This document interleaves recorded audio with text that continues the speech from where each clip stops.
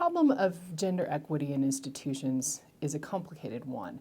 And so we have learned in our research that we need a systemic approach that takes multiple ways of working on the problem, multiple interventions to address different aspects of the institution, but it also takes work at multiple levels, from the faculty at the grassroots on up to the top administration of the institution, the leadership. In order to institutionalize some kind of forward-moving change, that it has to happen at a variety of different levels, and there has to be ownership at different levels.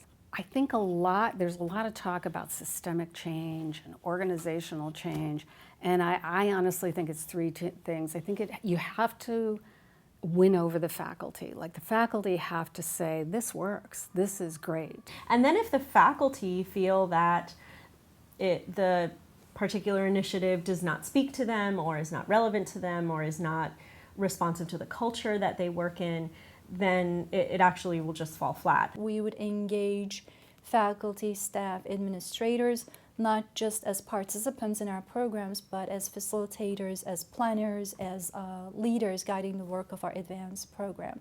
We have a very vibrant women's faculty network that did not exist in the past. It was not part of our advanced proposal, but it was something that we created very early on, and I think it's been hugely successful. They don't interact very much with each other, and I think it was extremely helpful to have women get together from different departments, from different colleges, to see that they're not alone. A lot of the issues that they face are being faced by women campus-wide. We had what we called a top-down, bottom-up approach. We had initiatives and approaches that were directed toward higher-level administrators and department chairs, and that were especially focused on changing policies, and then at the college level, working with colleges, which were very powerful at the university, and working with colleges and deans and then department chairs, but then also a real bottom-up focused approach with individual faculty in departments. The next level, I think, is the department and the department chairs and the college, the deans, the associate deans.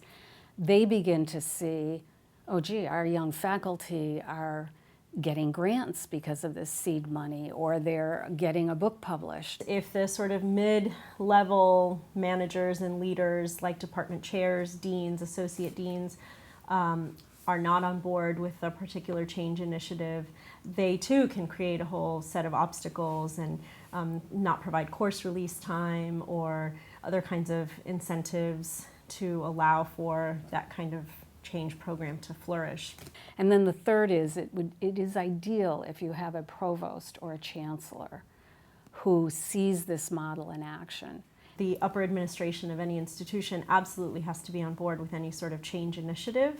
Otherwise, there's going to be a tremendous amount of resistance, withholding of resources, creation of obstacles that may or may not need to be there. So one of the things advanced grants required after the first round or two was provost level involvement, academic vice president level involvement, and dean commitment.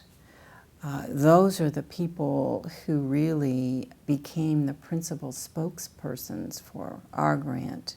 And that's really a very positive thing, because they really took it on as an agenda that meant a lot to them, and they spoke a lot about it. Well, I think we had a very enthusiastic leadership team. It starts with the top. So our provost, again, our new old provost is the project PI.